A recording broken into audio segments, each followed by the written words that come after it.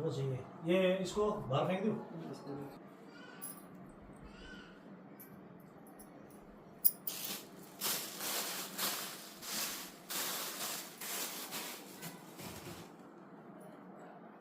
चलिए सही सूट भी देते पंडित जी, थोड़ा क्या मेरे को तसल्ली हो जाती है दिल में।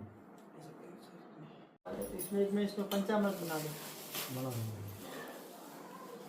हाँ उसको सिक्को दे दे रहा है, दे दियो क्या? दे दियो।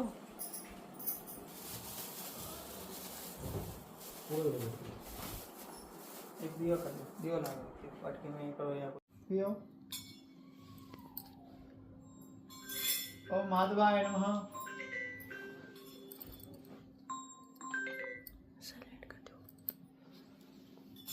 ओम गोविंदाय नमः। श्री कृष्ण नमः। हाथ धो लो।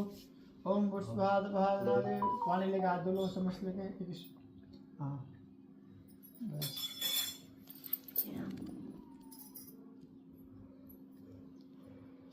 अभी आइटम में थोड़ा थोड़ा भगवान को चढ़ा दो। पहले गणपति की पूजा करो। ओम गणानंत वाहा गणपति गुमवामहे कविं कविनामस्ता। सुपारी, 5 सुपारी है ना, इसके ऊपर तिलक करो कुमकुम का। ओम कुमकुम कामदम दिव्य कुमकुम अखंड काम सौभाग्यम कुमकुम पत्युदम। ओम पुष्पाद भाजना देव लग्नम सुनम देव ताराबलम अन्नबलम ते विद्याबलम देवलम। ऐसा स्वाहा ओम दमः ओम जनः सुदक्षाणवटम सर्वप्राणामि। ओम पूर्वामनंताय नमः। ओम सुदक्षाणवटम पीछे छोड़ दो। ओम स्वाहा 3 बार आसमानी को राइट हैंड में पानी लो। राइट हैंड लो। ओम केशवाय नमः। ओम नारायण नमः। ओम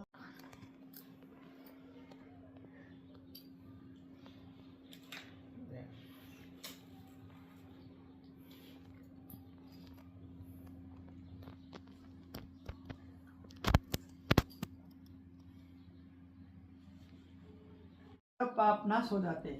ओम नमः हनुमते। तब युधिष्ठिर बोले, हे श्री कृष्ण, आपके कहे हुए ये अनंत भगवान कौन है? क्या शेषनाग है, क्या तक्षक सर्प है, अथवा परमात्मा को अनंत कहते हैं? ओम हनुमते नमः। हे केशव, ये अनंत कौन है? कृपा कर हमें यथार्थ कहिए। ओम अनंत नमः। कृष्ण बोले, अनंत रूप मेरा ही है। सूर्योदय ग्रह और यह आत्मा जो कहे जाते हैं, और पल विपल दिन रात पक्ष मास ऋतु वर्ग युग, यह सब काल कहे जाते हैं। जो काल कहे जाते हैं वही अनंत कहा जाता है। ओम न मैं वही कृष्ण हूँ जिसने पृथ्वी का भार उतारने के लिए अवतार धारण किया है और दुष्टों का नाश तथा साधुओं की रक्षा करने को वासुदेव के वंश में जन्म लिया है। ओम अनंत नमः। आदि मध्य अंत कृष्ण विष्णु हरि शिव बैकुंठ सूर्य चंद्र और सर्वव्यापी ईश्वर तथा सृष्टि जो नाश करने वाले विश्व रूप महाकाल इत्यादि रूपों को मैंने अर्जुन के ज्ञान के लिए दिखलाया था। ओम अनंत नमः। योगियों के ध्यान करने योग्य और संसार रूप अनंत, जिसमें चतुर्दश इंद्र, अष्टावसु 12 सूर्य, 11 रुद्र और नारद आदि 7 ऋषि तथा समुद्र विद्यांचल आदि पर्वत, गंगा आदि नदी तथा वृक्ष और नक्षत्र एवं 10 दिशा, भूमि पाताल भूलोक भूव इत्यादि लोग, हे युधिष्ठिर, ये सब मैं ही हूँ, इसमें कोई संदेह नहीं है। युधिष्ठिर बोले, हे विदेश्वर, अब आप अनंत व्रत का महत्व और विधि कहिए तथा अनंत व्रत का अनुष्ठान करने वाले प्राणी को क्या पुण्य होता है और उसका क्या फल मिलता है, सो कहिए। मैं ये जानना चाहता हूँ, पूर्व काल में ये अनंत व्रत किसने किया और मृत्यु लोक में किसने इसको प्रकाशित किया, इस सब विस्तार से कहिए। तब श्री कृष्ण बोले, हे युधिष्ठिर, पहले सतयुग में एक सुमंत नाम का ब्राह्मण था। उसने वशिष्ठ गोत्र में उत्पन्न भृगु की सुंदर कन्या दीक्षा का वेदोक्त विधि से विवाह किया। थोड़े समय बीतने पर उसके गर्भ से उत्पन्न लक्षणों वाली कन्या उत्पन्न हुई। वह सुशीला शीला नाम वाली कन्या पिता के घर बढ़ने लगी। उसी समय शीला की माता ज्वर से पीड़ित हो पवित्र नदी के जल में गिरकर मर गई।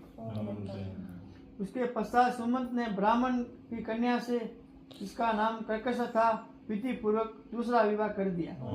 दुष्ट स्वभाव कर्कशा नित्य झगड़ा करने वाली थी। उसकी सौतेली शीला नाम की कन्या अपने पिता के घर में भीत पर और खंबा पर तथा दहली पर चित्रकला में तोरण आदि में चतुर थी। नीले, पीले, सफेद, काले इत्यादि रंगीन चित्र विचित्र से सत्य संग कमल बारंबार बनाया करती थी।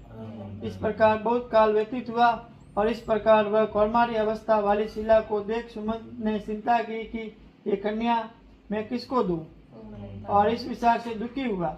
उसी समय वेद को जानने वालों में श्रेष्ठ और स्त्री की इच्छा करने वाला क्रांति युक्त मुनियों में श्रेष्ठ कौंडिन्य ऋषि वहां आए और बोले, हे सुमंत, मैं तुम्हारी कन्या शीला को मैं वर्ण करना चाहता हूँ। तब सुमंत ने शुभ दिन में श्रेष्ठ मुनि एक धर्म पुरुष को